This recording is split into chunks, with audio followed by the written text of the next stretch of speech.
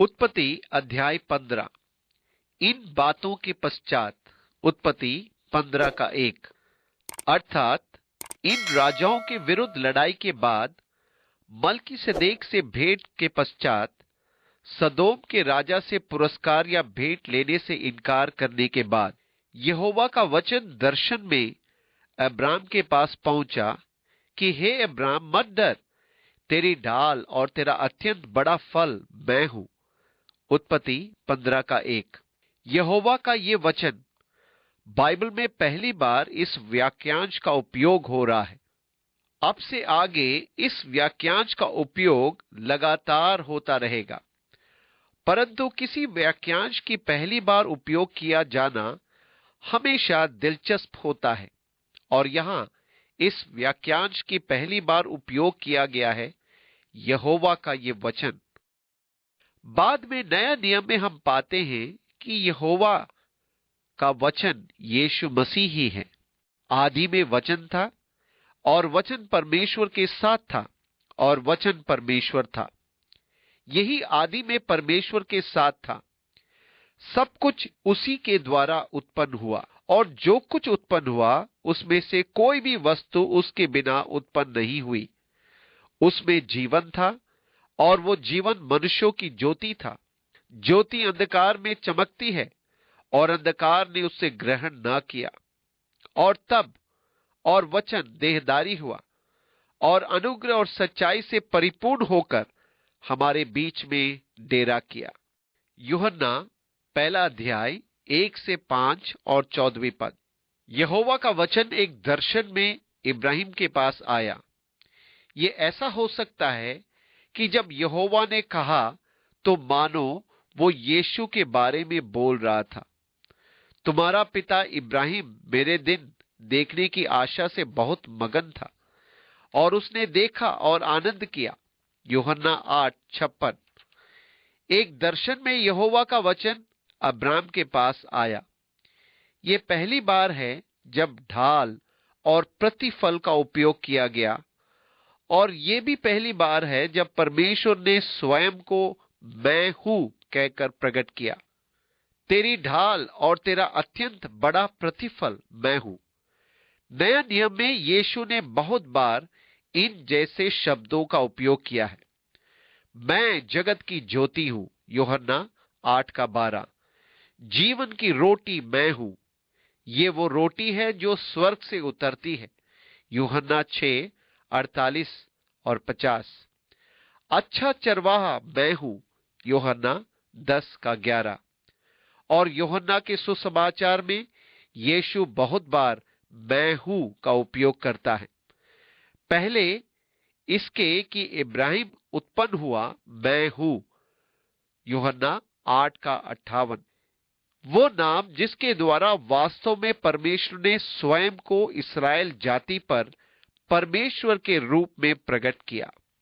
यही परमेश्वर आपकी सारी आवश्यकताओं के अनुकूल आपका परमेश्वर बन सकता है। मैं तेरी ढाल हूं। इस समय पर इब्राहिम अपने घर पहुंचकर संभवतः उस युद्ध या लड़ाई के बारे में सोचता रहा होगा और उन अनुभवों और उत्तेजनाओं का एहसास कर रहा होगा। ये चकित कर देने वाली बात है कि किस प्रकार आपका मन मस्तिष्क नाना विधि और सामर्थ्य अनुभवों को तारोताजा करता रहता है, और स्वाभाविक है कि आप प्रायः उन्हें सदा जीवित बनाए रखना चाहते हैं। बहुत सारे जवान सैनिक जिन्होंने युद्ध लड़े, जब वे वापस घर जाते तो मध्य रात्रि में युद्ध की उन यादों को पुनः ताजा होते हुए पाते हैं। आप सोचने लगते हैं कि जैसा आप फिर वहां युद्ध के मैदान में हैं। आप चीखने, गोलियों, तोपों की आवाज सुनने लगते हैं। गोलाबारी की आवाज कानों में गूंज उठती है। आप तनाव महसूस करने लगते हैं। आप चिल्लाने लगते हैं, और वो युद्ध का नजारा आपकी आंखों के सामने आ जाता है, जिसने आपके दिमाग पर गहरी छाप छोड़ी है। और जब आप ऐसे दृश्य में खोए हुए होते हैं, तब आप उसका दमन करने लगते हैं, परंतु मौका पाकर वे पुनः उबर आते हैं, यादें ताजा हो जाती हैं, मरती नहीं।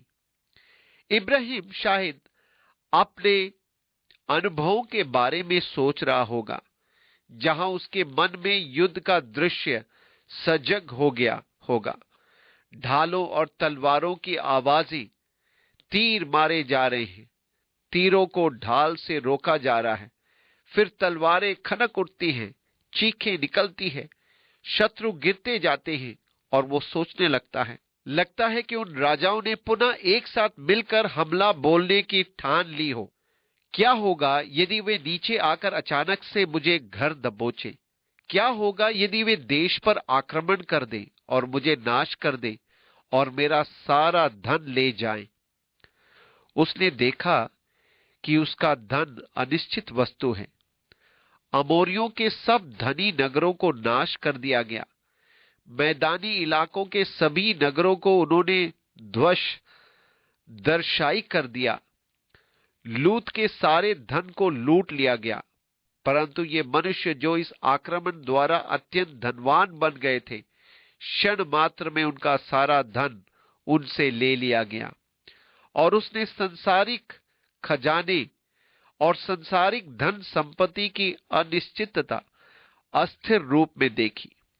उसने सोचना आरंभ किया, क्या हो यदि वे आए और मेरी धन संपत्ति ले जाएं? तब मैं क्या करूंगा? क्या होगा यदि वो घात लगाकर मुझ पर हमला बोल दे और मेरे पास अपनी ढाल न हो? क्या होगा यदि मैं अचानक से शत्रु के हाथ में पड़ जाऊं और उसके हृदय में भय समाने लगा, क्योंकि प्रभु ने कहा मत डर, अर्थात वो डरा हुआ था। वो हमेशा संकेत देता है कि वो डरा हुआ था। प्रभु ने कहा मैं तेरी ढाल हूं। तुझे इस बात की चिंता करने की जरूरत नहीं कि तेरे पास तेरी ढाल है या नहीं। मैं तेरी ढाल हूं, मैं तेरी सुरक्षा हूं। मैं तुझे सुरक्षित रखूंगा और तुझे इतनी भोजन वस्तु की आपूर्ति की चिंता करने की आवश्यकता नहीं है। तुझे किसी वस्तु की कमी ना होगी। मैं निरंतर बढ़ते रहने वाला प्रतिफल हूं। मैं तेरा स्रोत हूं। यदि तू मुझे अपने मन में रखे, तब तो तेरे साथ मेरे सारे स्रोत बने रहेंगे। तुझे प्रावधान की चिंता करने की आवश्यकता नहीं। मैं तेरे पास हूं, इसलिए तेरे पास सब कुछ है। मैं तेरे निरंतर बढ़ने वाले प्रतिफल हूं। इसलिए जब सदोम के राजा ने उसे अदना खजाना, धन दौलत देने का प्रयास किया, तब इब्राहिम ने एक बुद्धिमानी का निर्णय लिया। सदोम के राजा ने तो उसे बड़े धन देने का प्रस्ताव किया, पर इब्राहिम ने एक सूत तक लेने से मना कर दिया। ओह, यदि हम केवल इतना जान ले कि प्रभु हमारे पास है या हमारे साथ है, तो हमारे पास रक्षा है। हमारे पास वो सुरक्षा है जिसकी हमें आवश्यकता है। फिर इसके साथ साथ हमारे पास वो प्रावधान है जिनकी हमें आवश्यकता है। परमेश्वर आपके लिए सर्वस्व है। वो आपका रक्षा करने वाला बनना चाहता है। वो आपका प्रावधान करने वाला बनना चाहता है। मैं तेरी ढाल हूं, तेरा निरंतर बढ़ते रहने वाला प्रतिफल। इब्राहिम ने कहा, हे प्रभु यहोवा। उत्पत्ति 15:2। अब पहली बार इस शब्द का उपयोग हुआ है। ये इब्रानी शब्द अदोनाई है। अदोनाई ही वास्तव में प्रभु परमेश्वर है। अदोनाई यहोवा, यही तो वो कह रहा है। यदि हम अंग्रेजी की बाइबल देखें तो वहां प्रभु परमेश्वर को बड़े अक्षरों में लिखा है। उसमें प्रभु अदोनाई का अनुवाद है। यह परमेश्वर यहोवा का मूल शब्द है। यह शब्द रहस्यात्मक महिमा और सुंदरता से भरा होने को दर्शाता है। अदोनाई प्रभु की पदवी है जो स्वामी और सेवक के निकट संबंधों को दर्शाता है। इसलिए अंग्रेजी में इसे बड़े अक्षर में लिखा जाता है। यह शब्द परमेश्वर से मनुष्य के संबंधों और मनुष्य से परमेश्वर के संबंधों दोनों के लिए प्रयोग किया जाता है। परंतु जब संबंध मनुष्य से दर्शाया जाता है, तब वो छोटे अक्षर से लिखा जाता है और परमेश्वर से दिखाया जाता है, तब वो अंग्रेजी में बड़े अक्षर से आरंभ होता है। और जब ये संबंध पवित्र शास्त्र में पहली बार यहां, तब अदोनाई शब्द का प्रयोग हुआ है। ये वही एक पदवी है जो निकट संबंध को दिखाती है। वास्तव में आगे चलकर हम देखते हैं कि साराई अपनी पति अब्राहम को स्वामी कहने लगती है। ये एक आदर का शब्द है और संबंध का संकेत देता है। नया नियम में इसके यूनानी पर्यायवाची शब्द का प्रयोग किया गया है, क्यूरियोस अर्थात प्रभु, जो यीशु के लिए प्रयोग किया गया है। अब चूंकि ये एक संबंधवाचक नाम है, इसलिए यीशु ने एक बार कहा, तुम मुझे क्यूरियोस क्यूरियोस, हे प्रभु क्यों कहते हो? तुम मुझे प्रभु प्रभु क्यों कहते हो और फिर भी उन बातों को नहीं करते जिन्हें करने की आज्ञा मैं तुम्हें देता हूं। यह असंगत है, यह गलत है। आप पदवी का उपयोग कर रहे हैं, पर वास्तव में आप उसे नाम के स्थान पर प्रयोग कर रहे हैं। इसका अर्थ यह हुआ कि मैं सच में तुम्हारा प्रभु नहीं हूं। आज भी बहुत से लोग इस पदवी का उपयोग कर रहे हैं, हे प्रभु, भले गुरु, आप ये सब तो जानते हैं, और वे इसका उपयोग केवल नाम लेने के रूप में करते हैं, ना कि यीशु के साथ अपने संबंधों को दिखाने के लिए। ये वो नाम है जिससे व्यक्तिगत संबंध को दिखाना चाहिए। ये अति सुंदर है, पर महज नाम नहीं, पर एक पदवी है जो संबंध को दिखाती है। नाम और परमेश्वरीय पदवी दोनों ही प्रभु यीशु मसीह है। नाम के अर्थ में तो हम प्रभु यीशु मसीह बोलते और लिखते हैं, उसका नाम यीशु मसीह है, परंतु उसकी पदवी और मेरा संबंध यह है कि वो मेरा प्रभु है और मैं अपना संपूर्ण जीवन पूरी रीति से उसी को सौंपना चाहता हूं। अब इब्राहिम ने कहा, अदोनाई यहोवा, प्रभु परमेश्वर, तू मुझे क्या देगा? उत्पत्ति 15:2। प्रभु ने कहा, मैं तेरा महान प्रतिफल हूं। तूने तो सारी लूट को लेने से मना कर दिया जिसे तूने इन राजाओं से छीनी थी, और इसलिए मैं तेरा बड़ा प्रतिफल हूं। वो कहता है, तू मुझे क्या देने जा रहा है? मैं तो निर्वंश हूं और मेरे घर का वारिस ये दमिश्क वासी एलिएजर होगा। उत्पत्ति 15:2। उसका प्रधान दास एलिएजर था और इब्राहिम की कोई संतान नहीं थी। इस कारण इब्राहिम की मृत्यु होने पर एलिएजर ही उसका असली वारिस होगा। इसलिए तू मुझे क्या देने वाला है? जो कुछ मेरे पास है वो सब तो एलिएजर का ही हो जाएगा, हालांकि वो मेरा निज पुत्र नहीं है। इसलिए तू ही मेरा सबसे बड़ा प्रतिफल है। इसके पहले कि हम आगे बढ़े, मैं आपको बताना चाहता हूं कि परम प्रधान परमेश्वर के लिए तू का प्रयोग इसलिए हुआ है कि ये एक अति निकट संबंध को बताता है जिसमें विशिष्ट आदर निहित है। हम अपने बड़ों से आप करके बोलते तो हैं, पर इस संबंध में गहरा अपनत्व नहीं होता, जैसे कि हम इब्राहिम और प्रभु यहोवा की बातचीत में देखते हैं। एक बड़ी बात, प्रभु तू महान है, पर जो कुछ तू मुझे देगा वो सब मेरे इस दास एलिएजर का होगा, क्योंकि मैं निर्वंश हूं। मेरे पास अपना तो कोई है ही नहीं। अब ये दिलचस्प बात है कि जब हम आयु में बढ़ते जाते हैं, तब हम अपने बारे में कम ही सोचा करते हैं, पर अपने बच्चों के बारे में अधिक सोचते हैं कि उन्हें क्या दें और उनके लिए क्या छोड़ जाएं। अर्थात आने वाले वर्षों में हम अपनी संतान को क्या देंगे, क्योंकि ये आयु ऐसी होती है जब हम सोचते हैं कि हमने तो जैसे तैसे काट ली या कठोर परिश्रम करके कमाया, परंतु हमारे बच्चे तो सुखमय जीवन जिए। अब ये देखकर कि मैं निर्वंश हूं, तू मुझे क्या देगा? मेरे पास तो बच्चा ही नहीं, और दमिश्क का ये एलिएजर मेरी सारी धन संपत्ति का वारिस होगा। और अब्राम ने कहा, मुझे तो तूने वंश नहीं दिया, और क्या देखता हूं कि मेरे घर में उत्पन्न हुआ एक जन मेरा वारिस होगा। तब यहोवा का ये वचन उसके पास पहुंचा। उत्पत्ति 15:3 और 4 पद। देखिए यहां फिर यहोवा का वचन, यह अर्थात एलिएजर तेरा वारिस न होगा, तेरा जो निज पुत्र होगा वही तेरा वारिस होगा।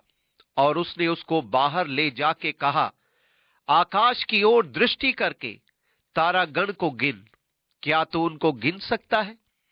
फिर उसने उससे कहा, तेरा वंश ऐसा ही होगा। उत्पत्ति 15:4 और 5 पद। पूर्व में उसने कहा था भूमि या पृथ्वी के बालू के किनकों के समान। अब तारों को देख देख, यदि तू उन्हें गिन सके, ऐसा ही तेरा वंश होगा। और इस प्रसिद्ध पद को पौलुस और याकूब ने भी प्रयोग किया है। उसने यहोवा पर विश्वास किया और यहोवा ने इस बात को उसके लेखे में धार्मिकता गिना। उत्पत्ति 15:6। परमेश्वर ने उसे एक विचित्र प्रतिज्ञा की। इब्राहिम 85 वर्ष का था। परमेश्वर ने कहा, मैं तेरे वंश को आकाश के तारागण के समान करूंगा, जिन्हें तू गिन न सकेगा। और इब्राहिम ने परमेश्वर की प्रतिज्ञा पर विश्वास किया। इस बात पर यह नितांत अस्वाभाविक सा लग सकता है, और परमेश्वर ने उसके विश्वास को धार्मिकता गिना। और इसी कारण से वे जो विश्वास करते हैं, इब्राहिम को उनका पिता कहा गया, क्योंकि आज हमारी धार्मिकता यीशु मसीह में विश्वास करने के कारण परमेश्वर की दृष्टि में मूल्यवान ठहरी, अर्थात हमें भी धर्मी गिना गया। यह कि यीशु हमारे पापों के लिए मरा और हमारे अधर्म के कामों को अपने ऊपर ले लिया, अपनी ही देह में हमारे स्थान पर मरा। और जब हम परमेश्वर की प्रतिज्ञा पर विश्वास करते हैं, तब परमेश्वर यीशु मसीह में विश्वास करने को हमारी धार्मिकता गिनता है। वो मेरे कर्मों या कामों को धार्मिकता नहीं गिनता, वो मेरी प्रार्थनाओं को धार्मिकता नहीं गिनता, वो मेरे द्वारा किए गए वचन के अध्ययन करने को धार्मिकता नहीं गिनता, वो मेरी ईमानदारी या बुद्धिमानी को धार्मिकता के लिए नहीं गिनता, परंतु मेरे विश्वास को वो धार्मिकता गिनता है।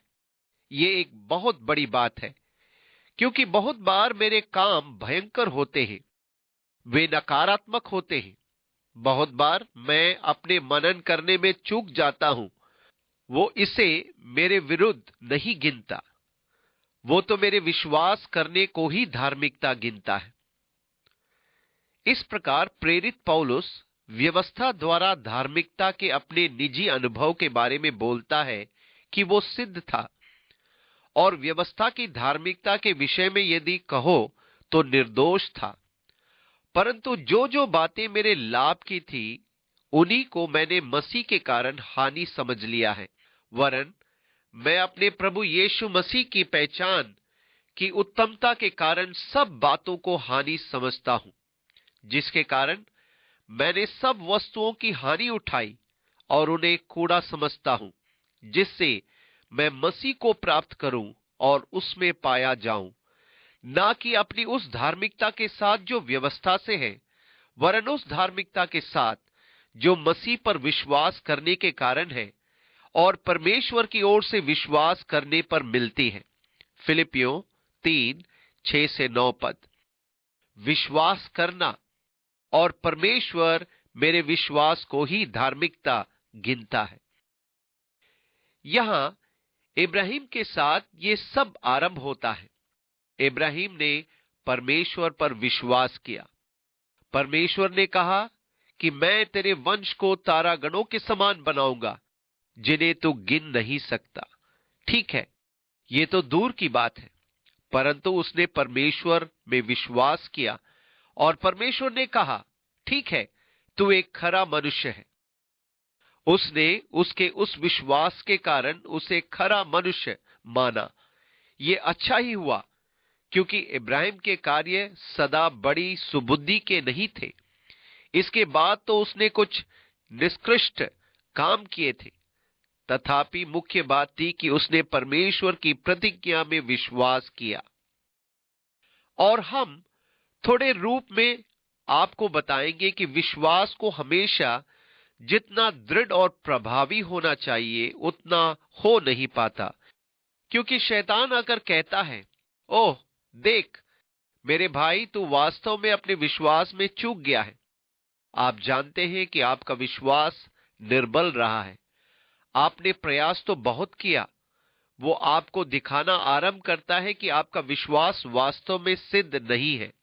इसलिए यदि परमेश्वर खराई के लिए आपके विश्वास को गिनता है तो आपको भी बाहर कर दिया जाएगा, क्योंकि आपका विश्वास स्थिर और दृढ़ नहीं रहा है। इस प्रकार शैतान बहकाता है, परंतु इब्राहिम की विश्वास भी तो स्थिर नहीं रहता था, और फिर भी परमेश्वर ने खराई के लिए उसके विश्वास को गिना। अब थोड़ी ही देर में हम विश्वास में कुछ चूकों पर दृष्टि डालेंगे। तब उसने उससे कहा, मैं वही यहोवा हूं जो तुझे कसदियों के ऊर नगर से बाहर ले आया कि तुझको इस देश का अधिकार दूं। उसने कहा, हे प्रभु यहोवा। उत्पत्ति 15:7 और 8 पद। फिर से यहोवा के लिए अदोनाई शब्द काम में लिया गया है। मैं कैसे जानूं कि मैं इसका अधिकारी हूंगा? उत्पत्ति 15:8। एक चिन्ह की मांग, परंतु कैसा चिन्ह? यहोवा ने उससे कहा, मेरे लिए 3 वर्ष की एक क्लोर और 3 वर्ष की एक बकरी और 3 वर्ष का एक मेढ़ा और एक पिंडुक और कबूतर का एक बच्चा ले।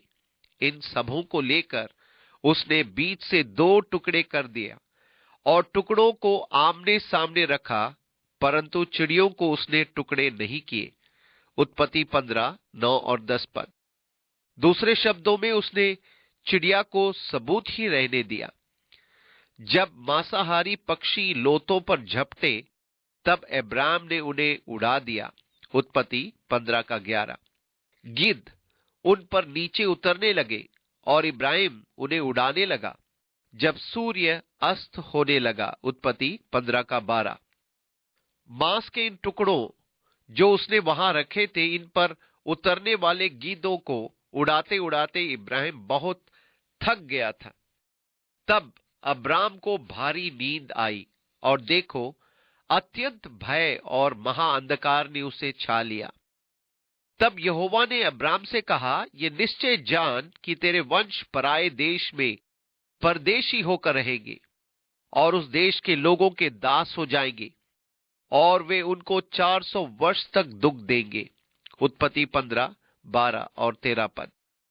अब वे उन्हें 400 वर्षों तक दुख देंगे का अर्थ ये नहीं कि वे 400 वर्ष तक मिस्र देश की गुलामी में रहेंगे।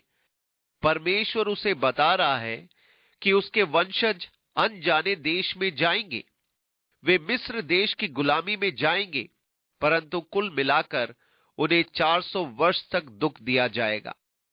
अब चाहे हो या ना हो, गलतियों की पत्री का 3रा अध्याय हमें बताता है 430 वर्ष। जब परमेश्वर ने इब्राहिम से प्रतिज्ञा की थी, उस समय से लेकर 430 वर्ष, ये इस समय से लेकर सीनाई पर्वत तक आने के बीच का समय था। 430 वर्ष पूरे हुए जब वे मिस्र देश से बाहर आ गए थे। इसका अर्थ था कि मिस्र में इस्राएलियों की परदेशियों के रूप में रहना 400 वर्ष का नहीं था, पर मिस्र में परदेशी के समान रहने का समय 215 वर्ष का था। परंतु लोग उन्हें कुल मिलाकर 430 वर्ष तक दुख देते रहेंगे, जब तक कि अंत में परमेश्वर उन्हें उनके निज देश में वापस न ले आएगा कि वे स्थायी रूप से उसमें निवास करें। इस कारण 430 वर्ष मिस्र में परदेशी होकर रहने का कुल समय नहीं था, पर यह समय इब्राहिम से प्रतिज्ञा किए जाने के उस समय से आरंभ होता है। इसलिए चौथी पीढ़ी मिस्र देश में लगभग 215 वर्ष तक परदेशी के रूप में रही थी। फिर जिस देश के वे दास होंगे उसको मैं दंड दूंगा और उसके पश्चात वे बड़े धन वहां से लेकर निकल आएंगे। उत्पत्ति 15:14। अब यहां दिलचस्प भविष्यवाणी है, क्योंकि वे मिस्र में गए थे। परमेश्वर ने मिस्र को दंड दिया था। जब उसकी प्रजा मिस्र देश से बाहर निकली, तब वास्तव में कहें तो उन्होंने मिस्रियों को लूट लिया था। वे बहुत सारा सोना रुपया लेकर निकले थे। उन्होंने अपने स्वामियों, अपने पड़ोसियों से सोने के गहने उधार मांग लिए थे और उन्हें लेकर मिस्र से निकल गए थे, जो कि मानो उनकी गुलामी की मजदूरी या भरपाई थी। तू तो अपने पितरों में कुशल के साथ मिल जाएगा, तुझे पूरे बुढ़ापे में मिट्टी दी जाएगी, पर वे चौथी पीढ़ी में यहां फिर आएंगे। उत्पत्ति 15:15 और 16 पद। ये उनकी मिस्रवास की स्थिति थी, क्योंकि अब तक एमोरियों का अधर्म पूरा नहीं हुआ है। उत्पत्ति 15:16। दूसरे शब्दों में, जिस क्षेत्र में वे रह रहे थे, वहां अभी तक अत्याचार का पूरा दंड दिया नहीं गया था। और ऐसा हुआ कि सूर्य अस्त हो गया और घोर अंधकार छा गया। तब एक अंगीठी जिसमें से धुआं उठता था और एक जलती हुई पतीला देख पड़ा, जो उन टुकड़ों के बीच में से होकर निकल गया। उसी दिन यहोवा ने अब्राम के साथ ये वाचा बांधी कि मिस्र के महानद से लेकर परात नाम बड़े नद तक, जिसका देश है, अर्थात केनियों, कनीजियों, कदमोनियों, हित्तियों, परिजियों, रपाइयों, एमोरियों, कनानियों, गिर्गिशियों और यबूसियों का देश मैंने तेरे वंश को दिया है। उत्पत्ति 15:17 से 21। अब तक उन्होंने इतना सारा देश नहीं जीता था। परमेश्वर ने इब्राहिम से, उसके वंश से प्रतिज्ञा की थी कि वे नील नदी, फरात नदी से लेकर भूमध्य सागर तक की भूमि के अधिकारी होंगे। ये सब क्षेत्र जिन पर उन्होंने कभी अधिकार नहीं किया था, अब ये एक अत्यंत दिलचस्प और अनूठा अनुभव था। ये मृतक पशु पक्षियों का उड़ाया जाना था। गहन अंधकार की भयानकता के विषय प्रभु की भविष्यवाणी। वो समय था जब इब्राहिम के वंशज मिस्र में गुलाम बनेंगे, और तब धुआं देती अंगीठी, जलती हुई मशाल जो टुकड़ों के बीच में से होकर निकल गई, और इब्राहिम के साथ प्रभु ने वाचा बांधी। ये एक अत्यंत दिलचस्प अध्याय है जिसको ध्यानपूर्वक अध्ययन करने की आवश्यकता है।